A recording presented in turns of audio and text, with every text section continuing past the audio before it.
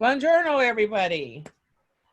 This is Susan, and I'd like to welcome you to take a virtual vacation, and today's destination is Italy. For those of you who haven't joined us before, I'll briefly tell you what Take a Virtual Vacation is, and then we'll hand this over to Audrey, who is in Italy, and she's going to take us on vacation today. So Take a Virtual Vacation was started back when things started shutting down with the pandemic. And we wanted to still be able to escape and go on vacation every week, knowing that we couldn't leave our homes. And that's how this started. This is a partnership of several travel agents from different travel agencies around the United States. And who we are, myself, I'm Susan Schaefer. I own the travel agency Ships and Trips Travel located in Tennessee. We have Maria Stephanopoulos. Hello. She is in Tampa, Florida, and she owns Ingenious Travel. We also have Barbara Oliver, who owns All Together Now Travel in California. Gail Sherman is also in California, and she's the owner of Wine Lovers Travel. And then in Michigan, we have Candace Stearns, and she owns Stay Balanced Travel. So where you can find us online when we're not doing the webinars, our main home is on Facebook. We have a group called Take a Virtual Vacation, and Maria is going to copy these links into the chat box so that you guys can more easily access them. There they are. We also have a YouTube channel, and that is where we upload our recorded sessions in addition to uploading them to the Facebook group. And then we're starting meetup groups. Eventually, these meetup groups will have in-person activities. Right now, we're just doing things online.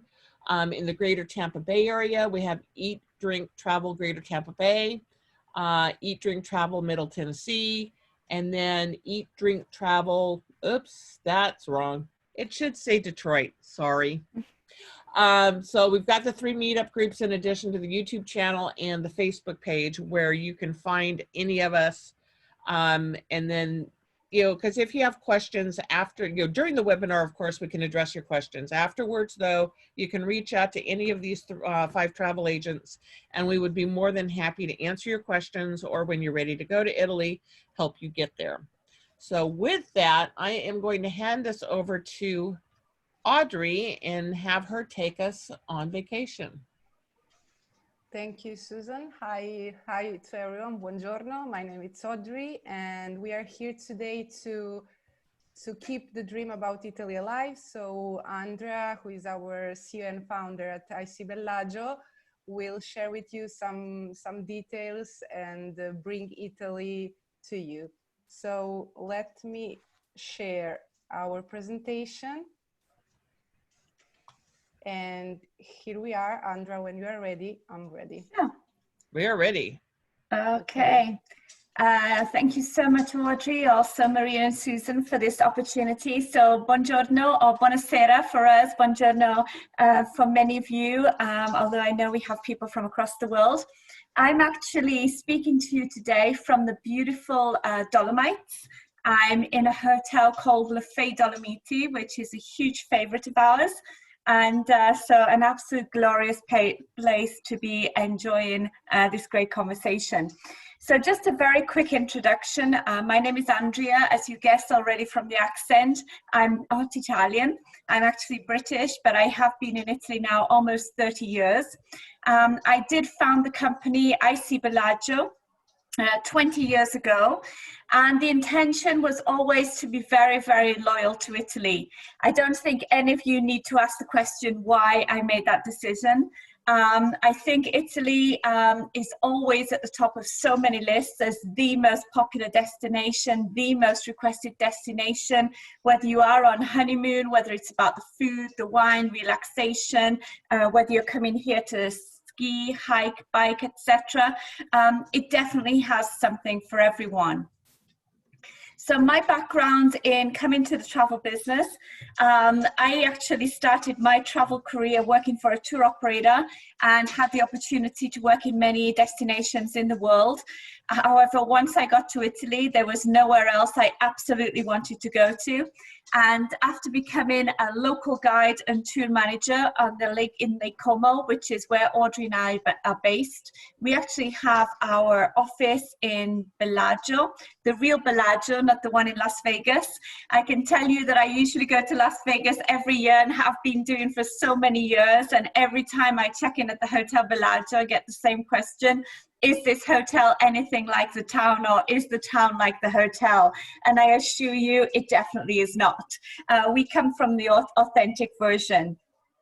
So how do we work?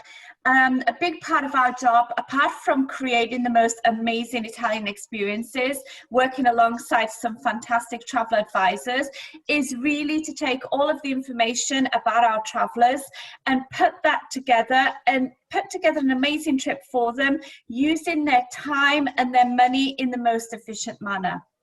Now, Italy has so much to offer, and we do have a total of 20 regions, and each and every one of our regions in Italy is so very different and has a lot to offer, and perhaps is a different fit for a different traveler. So our job is really to get as much information as possible. If you're thinking right now, okay, if I'm going to be thinking about Italy for my next trip, what kind of questions should I be answering for you? I would say the very first question that we would always ask our travelers is, why are you choosing Italy? And often we are very, very surprised by the answer. But I think it's a really important question. The second question also is, have you been to Italy before? And if so, where have you been? And also, what kind of pace are you seeking? You know, are you one of these people who wants to be busy from morning to night, on the go constantly, and you're going to go home needing a vacation after your time with us? Or are you someone who really would prefer to, you know, have a vacation, have maybe half time with tour experiences, and also half time at relaxation as well? Also, many people today are looking for authenticity. They're also looking to live as a local. And another question we like to ask is, how comfortable would you be going into somebody's home and enjoying dinner with a local family? Another important question, especially when we're heading over towards the Amalfi Coast area and the beautiful city of Naples, is what do you think of Naples? And this is when we really get to the nitty-gritty. So often we get the people, 50% of them think they're going to be murdered by the mafia if they go within 100 miles of Naples, and the other 50% they want to meet the mafia. So these are all fun but very important questions, I think. You know, here on the screen right now, we have two very beautiful photos of Rome and Florence. They really are our top destinations, and I don't think you need to ask me why. Rome, of course, we have the airport there, one of our main ports of entry. We have the cruise ships coming into Civitavecchia. Of course, we have the Vatican. Of course, we have the Colosseum. We have the Forum. And we have so much history and so much culture. But please know that there's also so much more to Rome as well. I was there just a couple of weeks ago and decided to get up a ridiculous hour and called out bike tour people. And we just had the most amazing bike ride through Rome at sunrise. I can't tell you, it has to be one of the most amazing experiences that I've personally ever enjoyed in the city. Something else which is very, very popular with our travelers in Rome, especially after they have been enjoying that history, the culture, and all of the amazing stories that the city has to tell, is maybe to consider doing something like a gelato making experience in the afternoon. It's fun, it's educational, you get to make new friends, you also get to learn how to make gelato, and not only, you also get to eat it as well. Talking about eating, I think that eating and drinking has to be on everybody's list as the top reasons that they are coming to Italy. And again, there we have so many cooking experiences, we have so many eating experiences. One thing which is becoming very, very popular, and something that I enjoyed recently again in Rome, was some street food. And so often every request again is, we want to eat where the local people go. So why not enjoy some street food in Rome as well? We also have some really fun aperitivo tours. And these are things which are a great way not only to enjoy aperitivi and really take a step inside the Italian lifestyle and get a view of the city through completely completely different eyes with a local person and have the opportunity to also be introduced to local people who live in Rome. But it's also a great time of the day to be exploring the city, especially when there's much fewer people there. It's a lot quieter, it's a lot cooler, and it really is a great time of the day to be there. I see some questions coming in, but if okay, I'll respond to them at the end. In Florence, one of my favorite things to do, again, we have amazing art, we have the culture, we have the art galleries, we have the museums, but what about going to the left bank side of the River Arno and exploring the artisans part of Florence? Again, it's that access to the local people, it's where you're going to see the artisan, the stores. You're also going to have access to many local tailors, the local markets. There's some great places also to enjoy some local food specialities as well. And again, it's just that opportunity to truly enjoy the real Florence as opposed to going just to the main sites where every other single person is going. You know, some people also choose to do things like rowing on the River Arno, or even heading out to somewhere like Fiesole, which is one of the hill towns overlooking the city of Florence, again, just to enjoy Florence from a completely different point of view. One thing as well that I particularly like to do is to take a back streets of Florence tour. This is with one of our guides, and it just really gives you the access to different districts and different areas of the cities. You can go and find the typical food specialty stores, maybe even do some tastings as well, some of the local wine cellars. And again, it's that access to a very different kind of culture than perhaps one would usually imagine when they are thinking of those cities.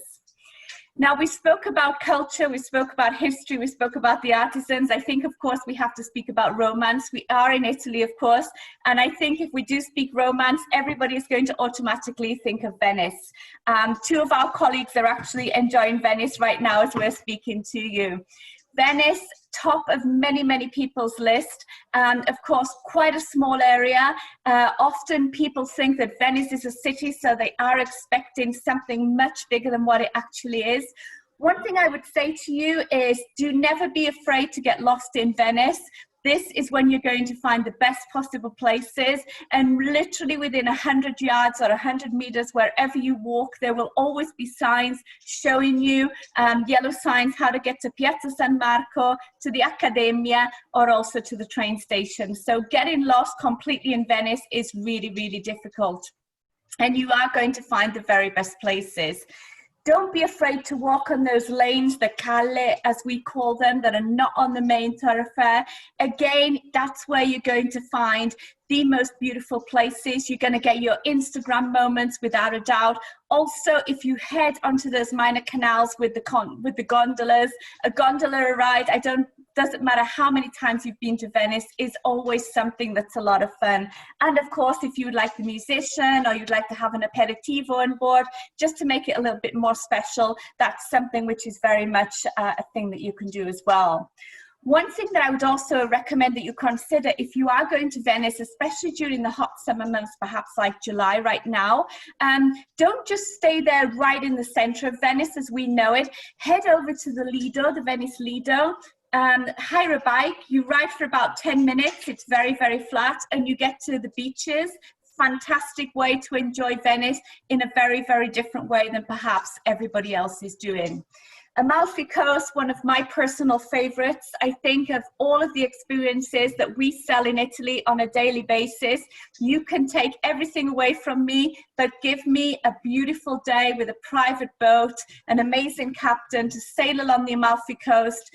We cross the Bay of Naples. We enjoy the island of Capri from the backside of the island. We stop at one of those shack on the beach for the most amazing, most simple lunch, enjoying all of the various grottos. And we make sure that everything is timed. So we get our guests to Capri Port just as all of the day trippers are leaving. And then you have Capri all to yourself to explore. Head into the piazza. Make sure that you have your credit cards ready to enjoy the amazing shopping there. Buy your Capri sandals, of course, as well, without a doubt. And then an aperitivo in the piazza. back on the boat, and just as you're heading back to the Amalfi Coast, it will all be timed perfectly. The sun will be setting behind you over Capri. I mean, it is out of this world. And the third picture may be a place that you're less familiar with. It is the town of Matera. Matera is in the beautiful region of Basilicata, which is basically between the Amalfi Coast and Puglia, which is where you have the heel of Italy. Not so well known, but definitely a place that is well worth visiting. And if I was to say to the name Francis Ford Coppola to you, I think you've probably heard of him. He has a beautiful, beautiful property called Palazzo Margherita in a town called Bernalda, which is very, very close to Matera, and it's well worth staying there and exploring the area of Basilicata, and also heading down into Puglia and exploring the boot of Italy as well. So sometimes we do get to relax. It doesn't sound that way at the speed at which I'm talking to you, but there is plenty of things to enjoy and relax in Italy. You know, we have our Lake District, which is where Audrey and I are so very, very lucky to call home. We're actually based on Lake Como in Bellagio. Lake Como is probably the most well-known lake, I would say, in the Italian Lake District. It does offer so much, as do Lake Maggiore, which is in the top left-hand picture. Lake Orta, we have the island of San Giulio, which is it's an absolute jewel. Over in Lake Orta, we have the most incredible property called Villa Crespi, and there they have a Michelin star restaurant.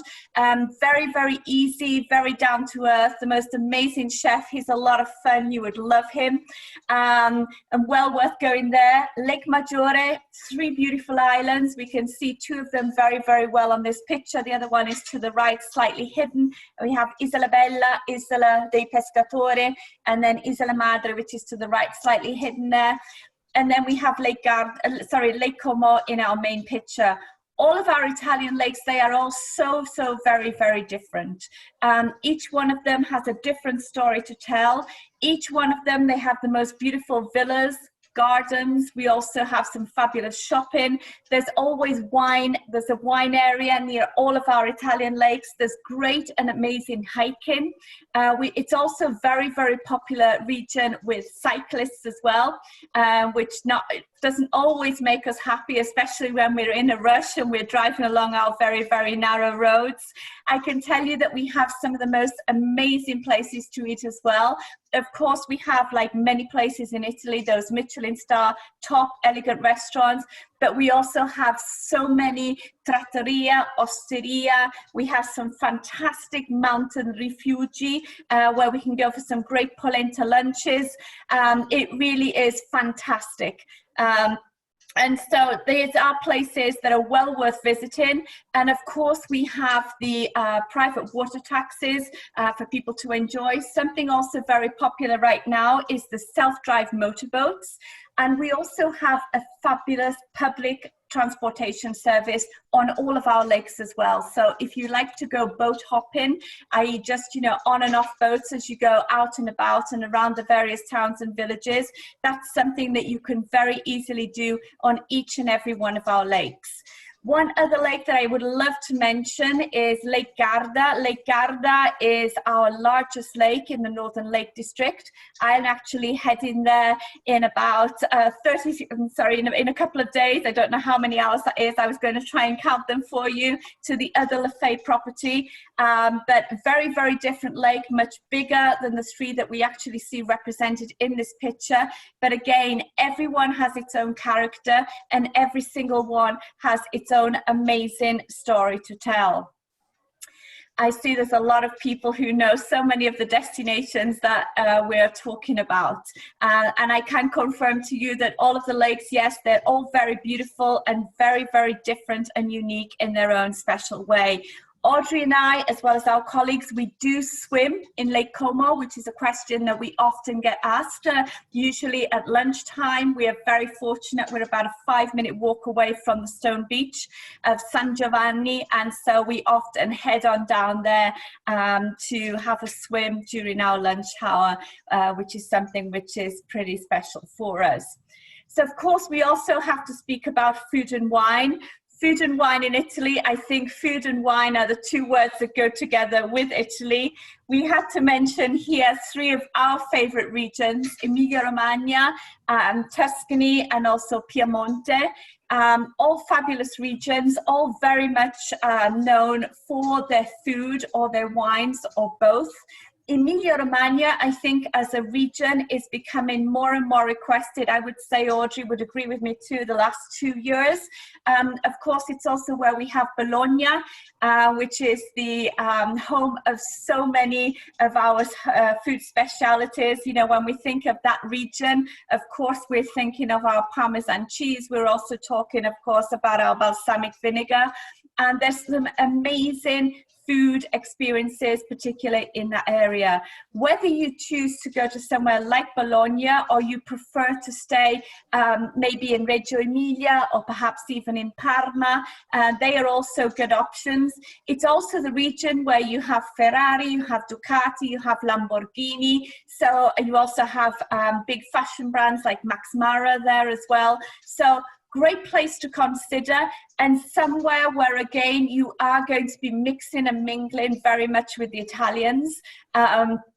So, you know, often we get people ask us, I want to go somewhere where I'm not going to hear people speaking English constantly, or I'm not going to have somebody from San Francisco sitting at the next table.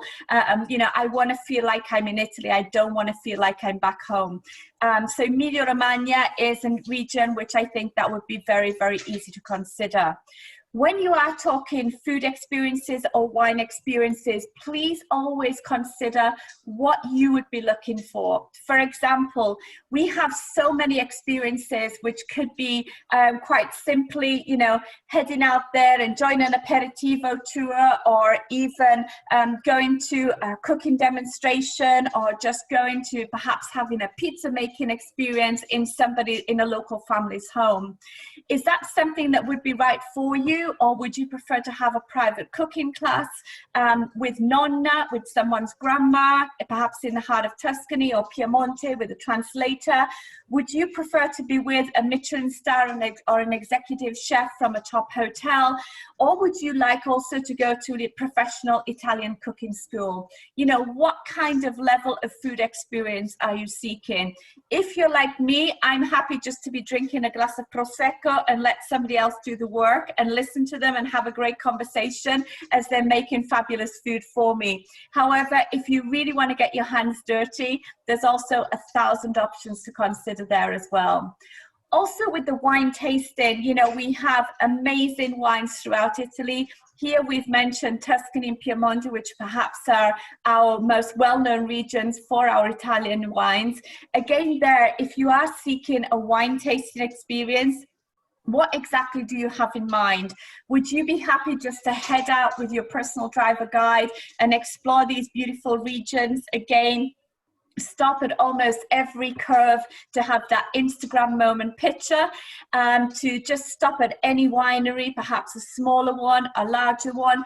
Or are you someone who is looking for a serious wine tasting? You know exactly what wine you want to actually taste, what vintage, which wineries, and on which day you want to do it. So these are all things, you know, which is good to think about in advance, and we can definitely make sure that we tailor everything for you and, you know, just really give you the experience that you actually have in mind, which at the end of the day is what it's all about. When Audrey and myself and our team, we are putting together trips, no trip is ever the same. It's all based on the information that our travelers share with us via their travel advisor.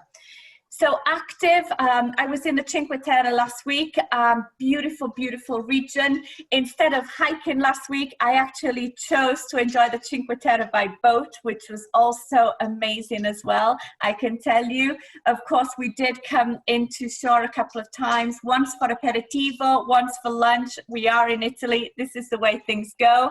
And right now I'm talking to you from the Dolomites.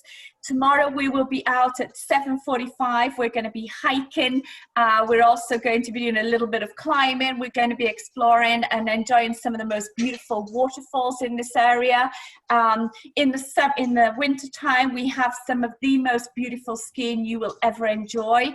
Here in the Dolomites, they are so well set up. They have a thing called the Dolomiti Super Ski Pass, and you can ski over 1,000 kilometers of trails without having to ski the same piece actually twice. So great opportunities, you know, for any kind of activities here in the Dolomites. It's also a great place for biking. That's very, very popular.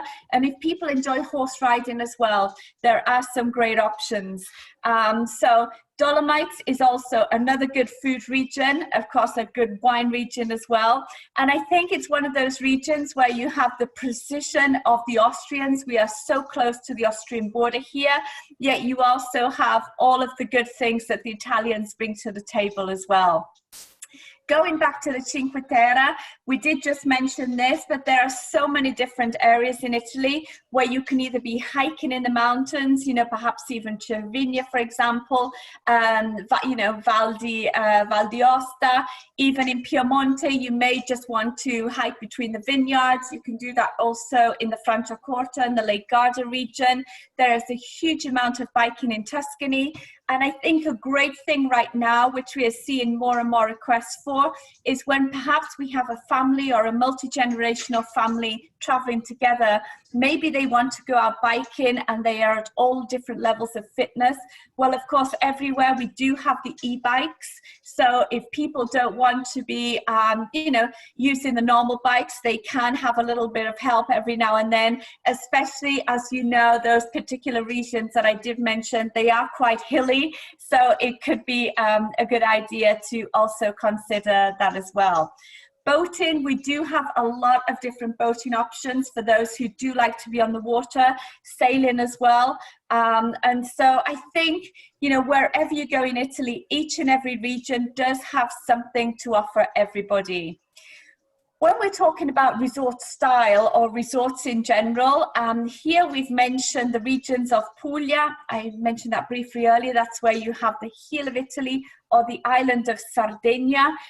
They're probably the first ones that we would think of if people were looking to go to a larger kind of resort where perhaps again with a family or even just a couple or with friends, you can go to a destination where you have the water, you have the sports, you have a selection of great restaurants, you usually have some amazing weather as well, and again you have all of the facilities, all of the Italian hospitality, all of the boxes of ticks, and yet you have authenticity right on your doorstep. I will soon be heading down to Sardinia and heading over to a resort called Forti Village. Quite a big resort, in all honesty, for Italy. But it is a resort which has totally different kind of accommodations. We have something similar in Puglia called Borgo Ignazia. You know, everything from the villas to the townhouses to the hotel rooms. They also, you know, have the little houses out on their own as well, away from the main resort. So there really is usually something for everyone. And it's just a great opportunity for people who are looking for their independence. They are looking for a lot of different services, yet they also want to make sure that they have the 24/7 hotel services at their beck and call as well. So I would say Sardinia and Puglia, if we are talking about resort style or thinking about resorts, they would be the main places that I would really start to think of and to propose to you. So after resorts, we are going to be, I think I'm ahead of our slides here, but we are going to be thinking about also off the beaten track Italy. Again, we do have a lot of places where you can, what I say, you have the good fortune to have those kind of hotels where that truly have the team and also the hotel owner, the manager, the people behind the property who truly understand the expectation of the international traveler from the hotel product. Yet right on your doorstep, you have authentic Italy. And that is what so many of our personal travelers are looking for. Umbria and Sicily, these are great regions and really good examples of that. Sicily in particular is becoming more and more popular, it seems, by the day. And I think, you know, it has so much to offer And due to its past, you know, they had so many people actually be dominating Sicily. So many, you know, we had the people from Greece, we had the people from Spain, we had the Arabs. So, you know, you can go to Sicily and you can see somebody with very pale skin with perhaps even red hair. And you can see someone who is also very, very dark with dark hair, yet they're all Sicilian and they all have the most amazing story to tell. I think the one thing that surprises our clients when they do go to Sicily, apart from the size of the island, because everybody believes usually that Sicily is very, very small, more the size of Capri than what it actually is. But the other surprise to everybody when they do head over to Sicily is just how friendly and how open and welcoming and warm the local people are. We've heard so many stories about people who've had their self-drive vehicles and been exploring the island, and perhaps their GPS hasn't been working, or is it been, you know, having a bit of a moment where it's not telling them where they need to go properly, and they've literally stopped and asked for directions. They didn't speak Italian. The person they stopped and asked directions to didn't speak English. And yet that person jumped in their car, drove in front of them, and took them to the destination that they wanted to go to. So that is something which is very, very strong that you will see throughout Sicily. And you also have the opportunity to enjoy all of those different cultures, which has really been mixed and mingled there over the years. It's an absolute beautiful, beautiful island, and one that Audrey and I, along with our team, would very much recommend very, very highly. Umbria is another destination very high on our list. First thing that comes to my mind when I think of Umbria, of course, is truffles. They have some of the most amazing truffles down there. I really like to describe Umbria as being quite similar in some ways to Tuscany, yet much more rugged, less manicured, if you like, if that's the right description. Very, very authentic destination. Really great accommodations there as well. A big favorite of ours personally is Palazzo Seneca, which is in a beautiful town called Norcia in the heart of Umbria, run by the most amazing family, the Bianconi family. They do an amazing job. They also have some other properties there as well. And it's a great base to also explore Tuscany from. You can also head into Lazio, which is a neighboring region as well. And again, you know, you have so many authentic food experiences, in particular in Umbria, a lot of different cooking experiences. I was just chatting with one of our travelers earlier, who's actually going to be spending 2.5 months in Italy with us at the beginning of next year. And one thing he will be doing is actually spending 2 weeks in Umbria exploring the region by horseback, which seems to be quite a good option to also consider.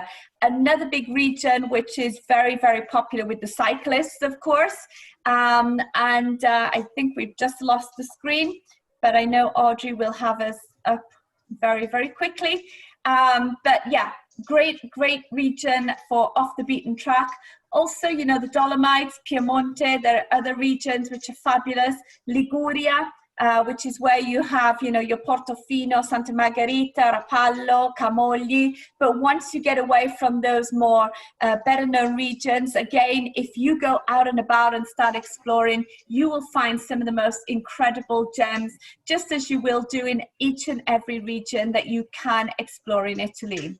One recommendation that we will always give is, you know, at least 2 nights, preferably 3 nights in each destination, just to give you a really good taste of what that particular destination has to offer. Each and every one of these is amazing. Each and every one of them is so very different, yet the spirit of Italy and that warmth and welcome, amazing food, amazing people, and of course all of those artisans who are just so delighted to show international guests what they do for a living, and the fact that, you know, there is huge interest there. It just, I mean, it truly makes their day. And I just think that so many friendships from our previous guests have been made by people just, you know, enjoying these artisans and really embracing the true idea of Italy and everything that it does get to offer. Audrey, do we have any more slides? Sorry. No, we are actually done. Yeah. We're done. Okay. So I hope this gave you a little taste of Italy, what Italy can offer. And if, you know, Maria or Susan, there are any questions that you would like Audrey and I to answer, we would be delighted to do that for you. Maria, do you have the questions? There was one that came in about the street food in Rome. One of our guests says that they live there and they don't think that there's street food like in other countries. Could you expand on that a little bit with what you meant by street food? Yeah, I mean, there's a lot of tiny, what we can do, if you like, Maria, we can get the names and just send them through for you so you can share it with with the guest later. You know, these are little hole in the wall places where you can go and then, you know, get food that you can eat with your hands. Some places they have the opportunity, they're tiny, for you to sit down, perhaps, you know, maximum 4 people seated, but they will serve you things which are actually meant to be, you know, to be taken away and enjoyed in the street. I had, you know, the rice balls, which are actually more associated with Sicily, but when I was there just a couple of weeks ago, that is what we actually enjoyed. These amazing rice balls. We had cacio e pepe, which is very, very Roman, and one which was also with carbonara. You can imagine, not good for the waistline, but certainly tasted good. Wonderful. Okay, let's see here. Do you have your favorite vineyards that you recommend people to visit? We do have a lot of different vineyards throughout the country, Maria. But again, what we like to do is chat to the guests, usually when they are in country, also see what people have enjoyed the previous day or that particular morning, or what they're feeling like enjoying that day. And then during those conversations, we'll introduce them to what we think is going to work for them, and then head on over to those particular vineyards. Absolutely. It's all, you know, we totally are away from packages and this is what we sell. It's all about the individual guest, what they are feeling like doing. It's their vacation, and we truly want to make it very much personalized. Okay. And the best time to visit without the crowds? Wow. So normally, if we were talking without COVID, you know, our favorite months for sure. I'm a big advocate for low season travel. I think it is absolutely the best time to be in Italy, although we know that, you know, not all destinations are open between November and March, but the cities, it's a beautiful time of the year to be there for sure, without a doubt. I would say that April, May, beginning of May, and second half of September, October is fantastic time to be there. Also, if you go in October, I can tell you, to the Amalfi Coast, absolutely stunning, beautiful, and the sea is still warm. Even for someone like me who's a bit pathetic and doesn't do cold water, I will still go in the sea in October down on the Amalfi Coast.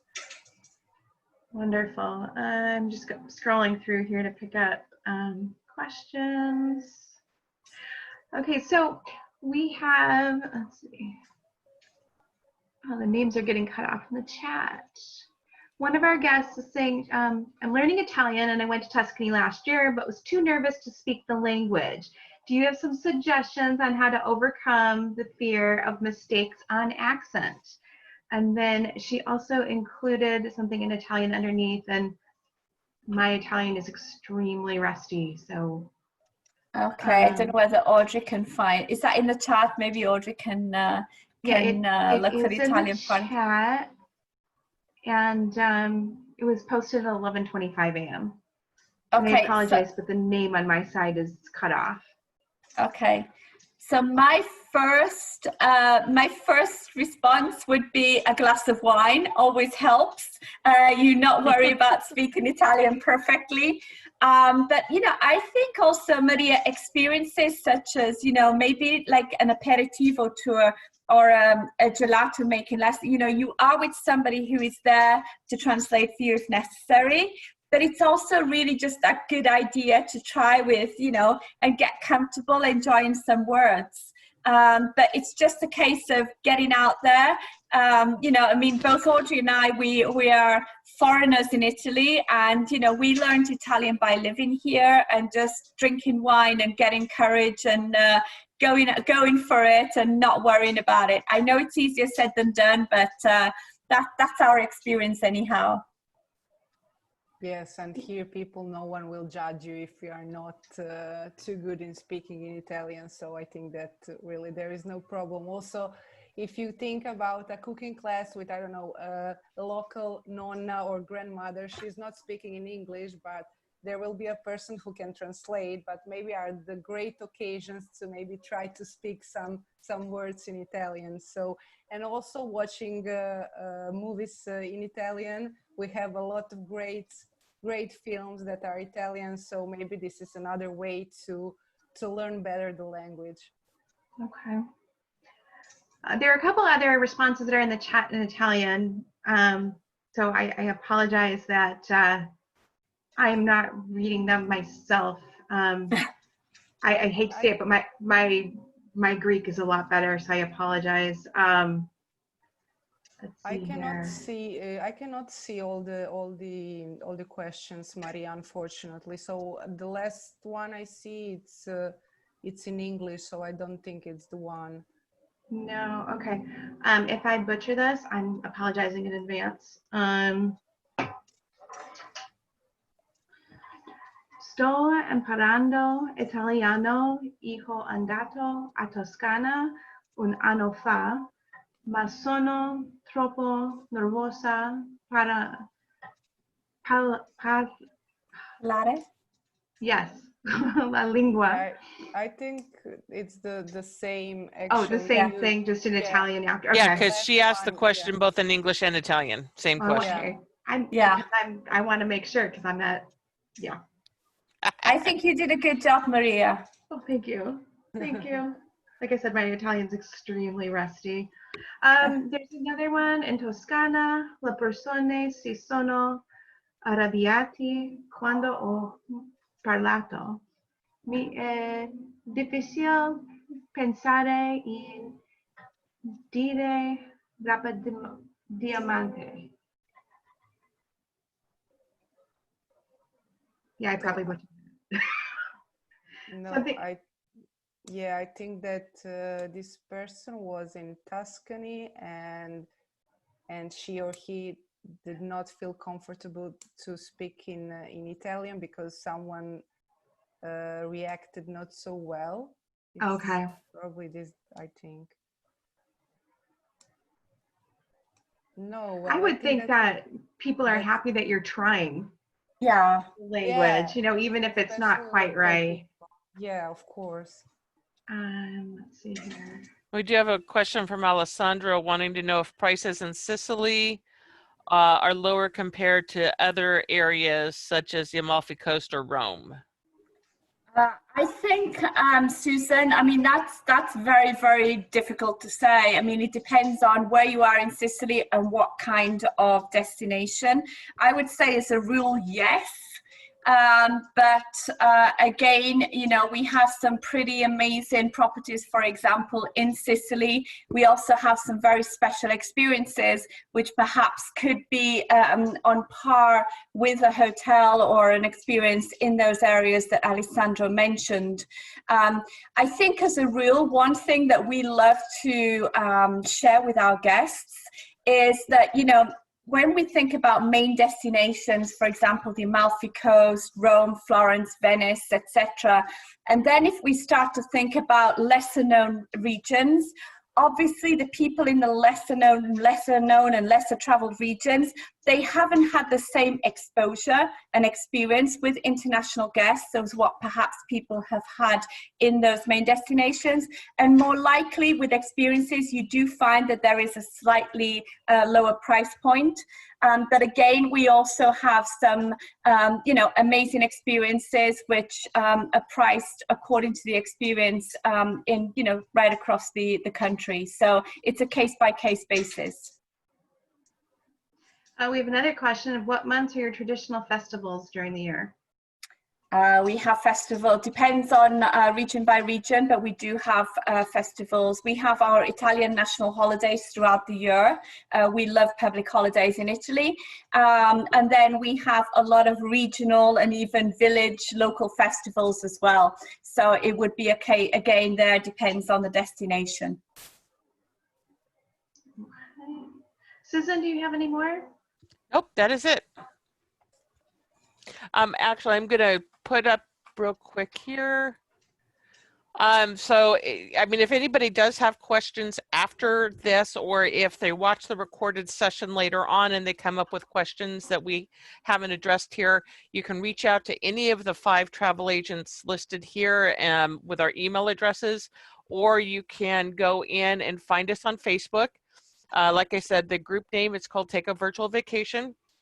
You can either use that link, or you can just do a search in Facebook for Take a Virtual Vacation, and feel free to ask us questions in there. If you don't want to, reach out to one of us individually, and if we don't have the answer, of course, we can reach out to Andrea or Audrey and get the information for you. Sure. There was one more question that came in. This is from Brad. Can you recommend a city other than Rome that's a good base to stay for 2 weeks and take a number of easy and interesting day trips nearby?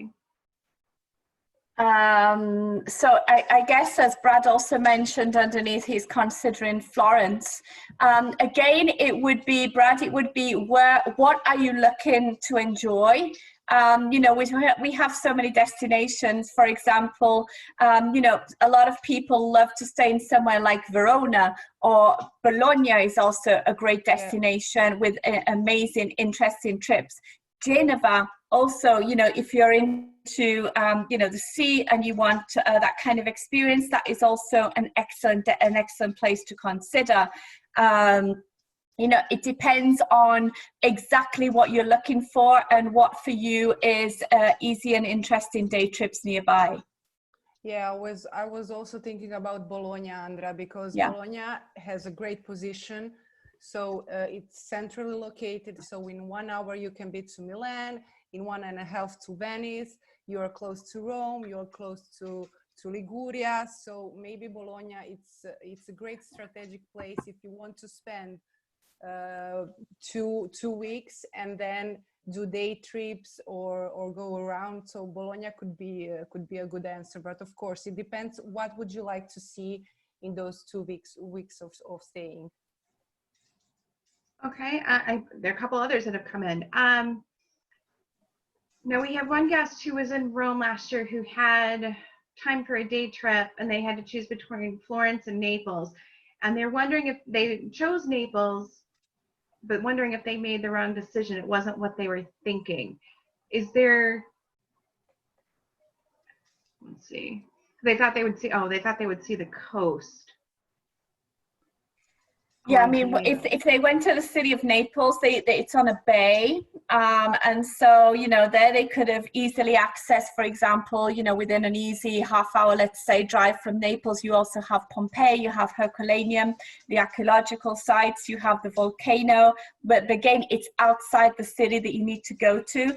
But when you're in Naples itself, you are on the coastline, but you're on a bay. You're not going to see the beach. For example, on a clear day, you should be able to easily have seen Capri. You also have Sorrento, which is south of Naples as well.